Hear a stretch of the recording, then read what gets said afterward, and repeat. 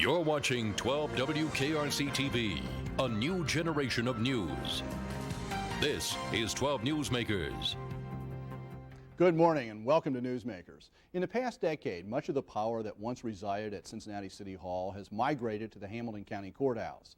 In February 1997, Tom Neyer Jr. was appointed to the Hamilton County Commission to fill the unexpired term of Guy Guckenberger, who had been appointed to the judicial bench. In 1999, Mr. Neyer won a term in his own right, but earlier this year elected not to run for re-election. As a result, in January, his seat will be taken by Phil Heimlich.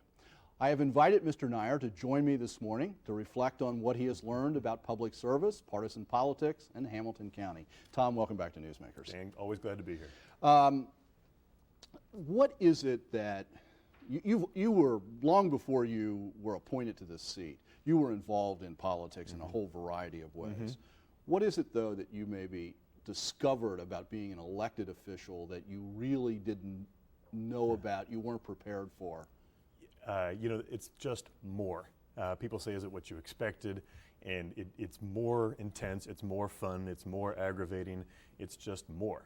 You're right, I've been involved as a staffer and as a fundraiser in a lot of respects, but being an elected official really is an honor. You hear politicians talk about the honor of public service and you just sort of think it's blah, blah, blah. It is true. It's a real honor. It's a lot of other stuff that isn't so good, but it's a true honor, and it's more of that. Okay. You know, a lot of people, again, I think of Hamilton County Commission and City Council as two sort of parallel legislative bodies. And if I understand it correctly, County Commission really isn't that. And particularly in relationship to control of the total county budget and whatever. Explain, what is it that the County Commission really can do, since it has become so important? What can it do and what can it do? Well, David Krings, our county administrator, likes to refer to the construction of county governments in Ohio as being built with the same logic as was Yugoslavia. And it kind of is that way. I mean, you have all these little fiefdoms, and the county commissioners are the ultimate budgetary authority for the county, except when they're not. They are the ultimate policy-making body, except when they're not. But there's all these independently elected officials who have their own authority. You know, the prosecutor and the coroner and the auditor and the recorder and all the judges, they come to us for their money, but they really have their own independent authorities. In addition, the county commissioners are the executive arm of the state government. And so we have this difference. The city, and in Ohio, city governments are home rule. They are allowed to do anything they want except that which is prohibited by Columbus. Commissioners are only allowed to do that which is specifically authorized by Columbus. However, as you might expect, the authorizing language is a little dubious sometimes. You know, you're allowed to do that which is required for economic development. Well, there's an awful lot of things that you can do that are legitimately, at least partially, in service of economic development. So it's a confusing structure at best. One of the options out there in Ohio law is to go to a charter form, more of home rule for county government that would rationalize some of those separately elected offices you could do a variety of things. Only one county has opted for it, Summit County, Akron, Ohio. What do you think of that approach as a way of addressing the situation in this county? Well, notwithstanding my previous comments about how badly it's structured, I do think good people can make a bad system work reasonably well. Of all the structural changes that I might advocate for this region's government, that would be down the list. It didn't work terribly well in Summit County. The fact that it didn't work well there does not mean it could not work well here. But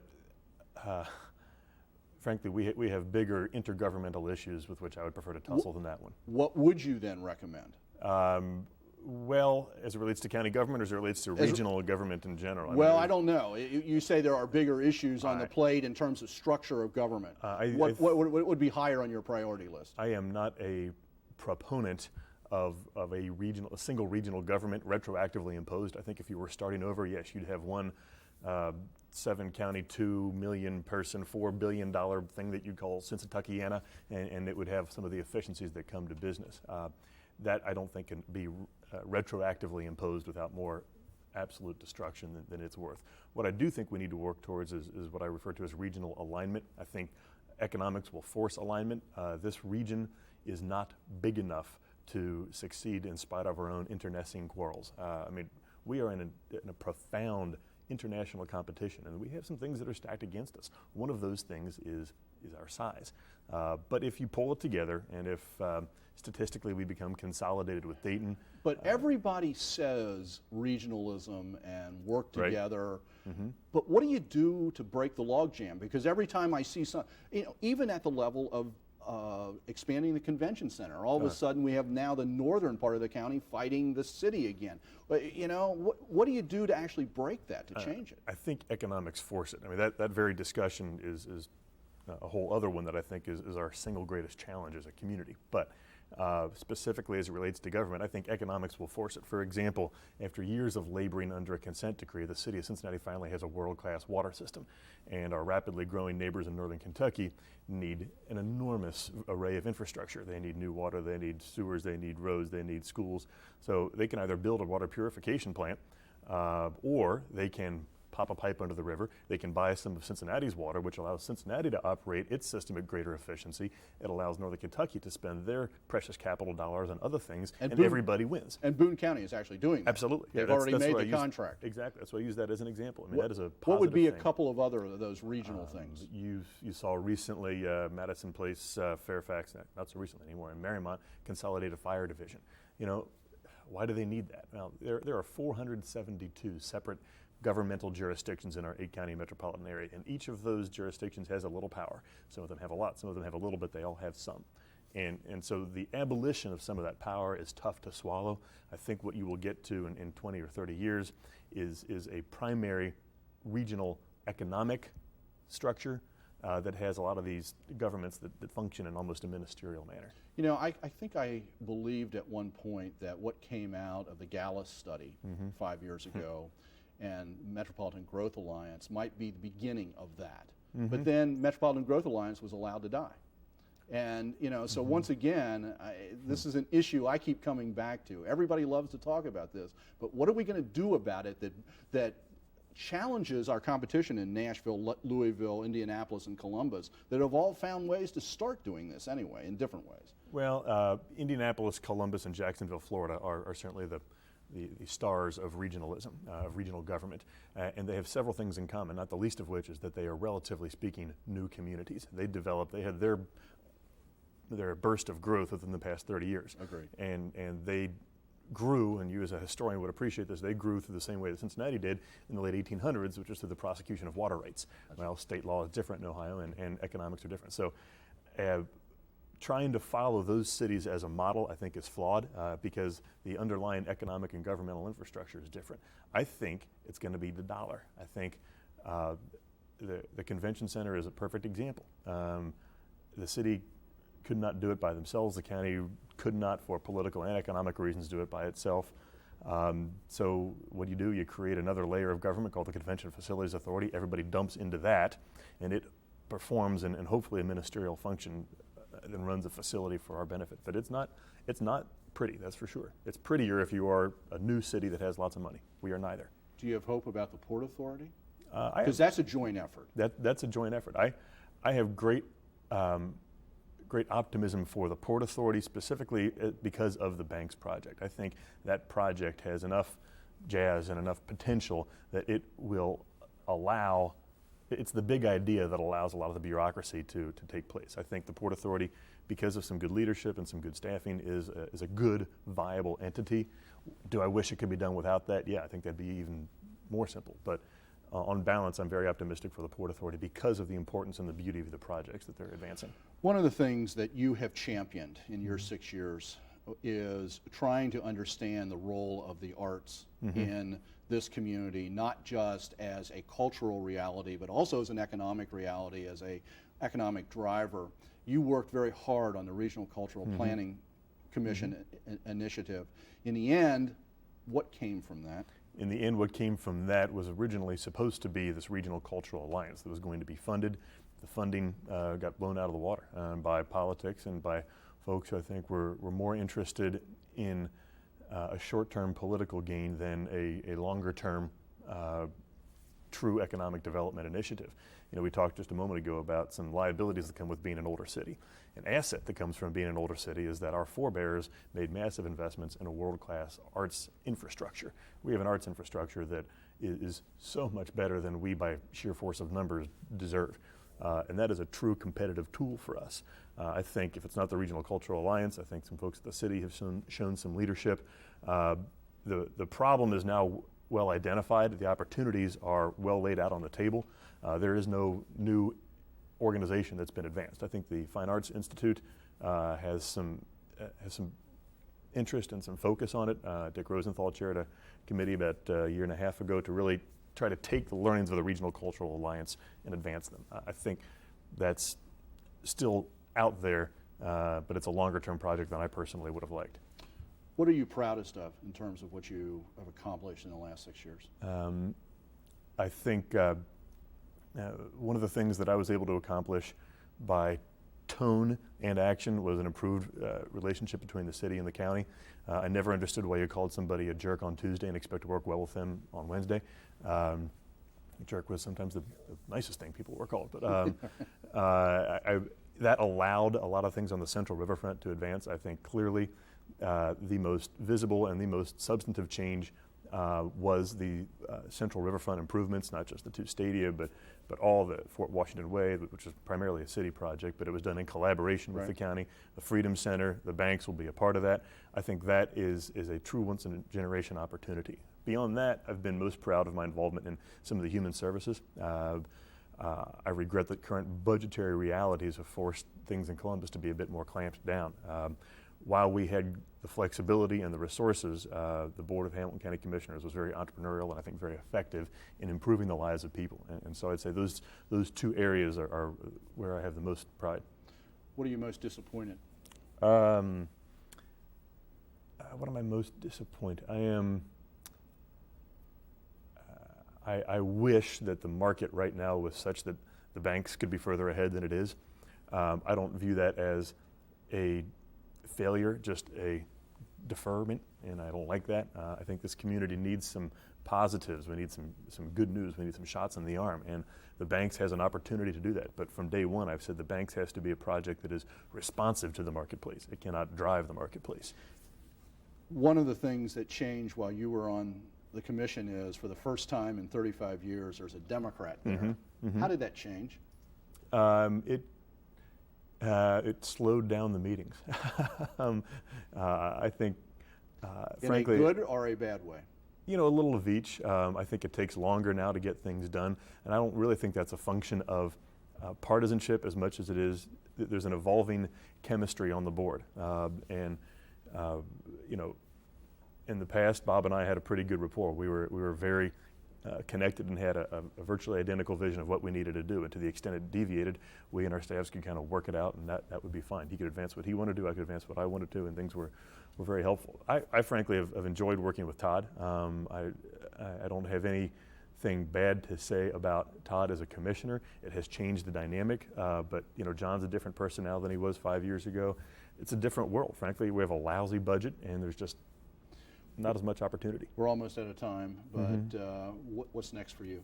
Well, I'm not disappearing. I'm 36, so I've got a few productive years in front of me. But I will be I am chairing the Hamilton County Republican Finance Committee.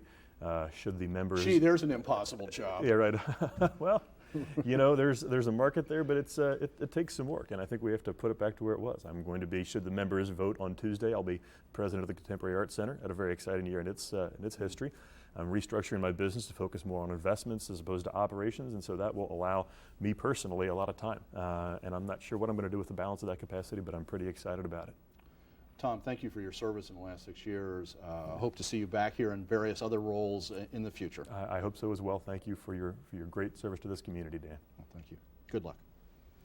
Stay tuned. After the break, a special exhibit designed to help all of us better understand the experience of mental illness.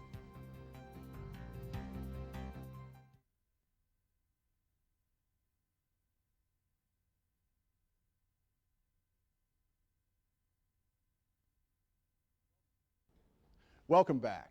Compounding the pain inflicted by depression or schizophrenia or other mental illness itself carries a social stigma that compounds the suffering of those afflicted.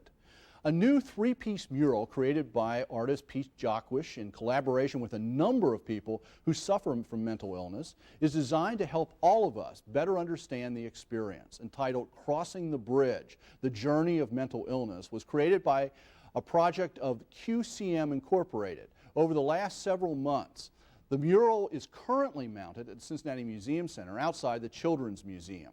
To talk about the creation and the purpose of this new mural, I'm joined by Mary Campbell, the Executive Director of QCM Incorporated, which serves the needs of the mentally ill and promotes and supports the successful integration of adults with mental illness into the community. And Anthony Shope, a mental health consumer, who was a member of the team that helped create the mural. Mary, Tony, welcome to Newsmakers. Thank you. Tony, you were part of this team. How big was this team?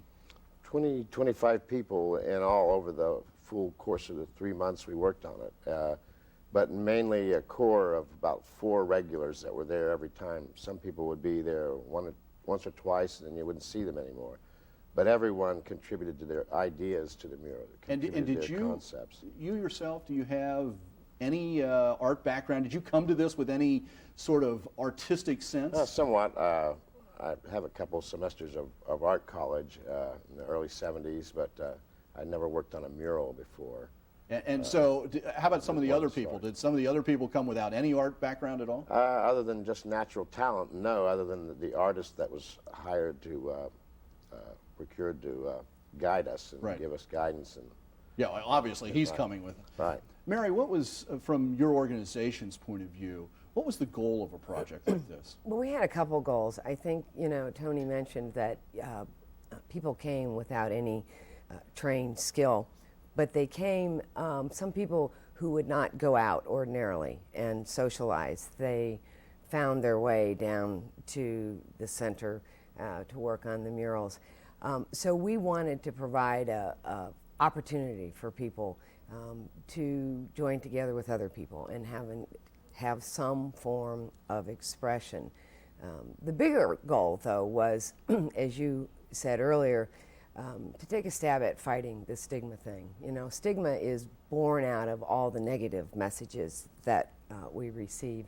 So we were hoping that this mural would give us a product that we could share with the public and people could have an up-close and personal experience with the lives. Yeah, and of course the people who participated in this, aside from any artistic background or talent, what you bring is experience. Mm-hmm. I'm sure that in the early, I would guess that in the early sessions, that what you really did was get together and talk about what. The first 2 sessions were mainly bouncing ideas around and laying down concepts on smaller paper, and then we put them on a pegboard, assembled them, and then Pete did the actual illustration for the most part, and then we painted it in, and he allowed us to add. Let's take a look at some of these, and I don't want to give people the impression they shouldn't. This is not an exhaustive look. Right. People should go and look at these together. Right. The first panel really focuses on the experience of mental illness itself. Right. What were you trying to say there? Well, the mural is kind of in a triptych form, 3 panels. The overweening concept is from darkness to light, from despair to hope. So the first panel shows people in chains, and it reflects some of the different clients' conception or their metaphor, visual metaphor, if you will, for mental anguish and despair and what they suffer from, or how they envision it. Yeah, the chains are interesting, but the other thing that really strikes me there is the mask. The mask. Right. Mary, what does the mask say to you? Well, I think, we tend to generalize about people and diseases and illnesses, and I think there is so much stigma attached to this illness that people who suffer from it feel like they have to hide behind a mask. And I think doing an expression through art gave people a voice where they might not otherwise be able to speak on their own behalf. Tony, that second panel sort of picks up the theme and the title, The Bridge. Right, and that's exactly what it is. It's the bridge indicates bridging the chasm from despair to hope, kind of metaphorically in a visual sense. And if you notice under the bridge, you can see an empty pill bottle overturned, and with dice and medicine coming out, and that represents different clients' experiences with some of the medications that some of them are chancy. You know, they may have to try several different medications before they find one that helps. So that whole sense of rolling right. the dice. And then the cages over the bridge. One of the clients, his visual metaphor was that he felt like a butterfly in a cocoon, but a cocoon would have been kind of obscure, so we turned it into a cage and so on. As you worked on this, and one client would say one thing, did people really say, "Oh, gee, I never thought of it that way"? Right. Was it that kind of experience? Yeah, it was. Of creative experience. It was a very enjoyable time. The third panel is really sort of the panel of hope. Of Yeah. hope. And there's this angel up at the top. Right. That, Exactly. And what's that angel doing? She figuratively represents just the hopes of a brighter day or a better life. And if you will, she could represent staff and caseworkers and doctors and so on at places like CRI or QCM where I attend. And is kind of a metaphor for offering some help to those in despair. Mary, from your perspective, we're now through the creative stage, it's now in sort of the public display stage. What do you really hope people do when they visit this? Well, I know when I first saw the murals, I found them so powerful, and I found myself studying the three panels, and I've been doing this work for a long time, and you know, asking myself now, I wonder what the pill bottle represents, or the dice, or the angel, and found myself looking at them and investigating my own thoughts and beliefs about what I think is possible for people with this illness.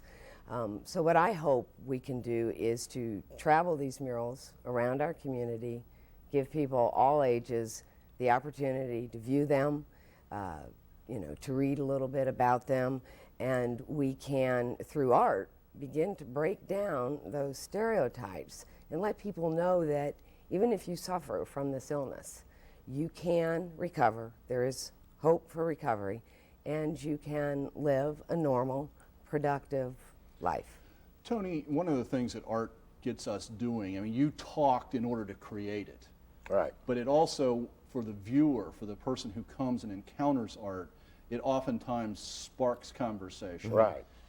Exactly. For people who have a mental illness, are they open to being talked to? Are they willing to talk with people who want to just ask questions and understand? It depends from client to client. Some people are very affable and open, others are very taciturn and rather reclusive. Those are the ones that you really could see the most change in as they came around more. They may not say much, but they would show up, you know, but just varied from client to client, really. You know, so often I think we know somebody through social interaction, somebody at church or Exactly. somebody in our family, and I think oftentimes people don't even know whether they should say anything. Right. Well, the stigma, I think, attached is a combination of fear and lack of knowledge about different diagnoses. And so these murals and different art projects that QCM is going to be entering into are attempts to, you know, maybe change some of that perception. Mary, one of the things, you know, this final panel is about hope. In fact, and of course in the middle panel is there's the medicine bottle. Right. In fact, are mental illnesses, and there are different kinds, treatable medically? Are these things just like physical illnesses that can be addressed, treated, and people can come through them? We know now that these illnesses are diseases of the brain.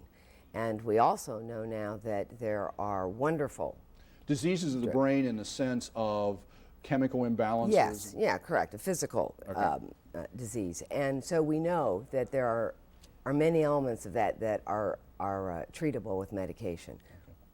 But we also know that we can't just treat people with medicine. We have to treat the whole person, we have to treat their whole life, and that's where community support programs come into play. Well, thank you for being here this morning. Thank you for talking about this. Congratulations on the mural. It's very Congratulations exciting. to QCM. And I recommend that everybody go to the Museum Center and see it. It's going to be a busy time at the Museum Center anyway, so you might as well go down there and see this too. So thank you very much. Thank you, Dan. Thank you for making Newsmakers a part of your Sunday morning. Next week, my special guest will be Alton Fraley, the new superintendent of the Cincinnati Public Schools. Have a good week.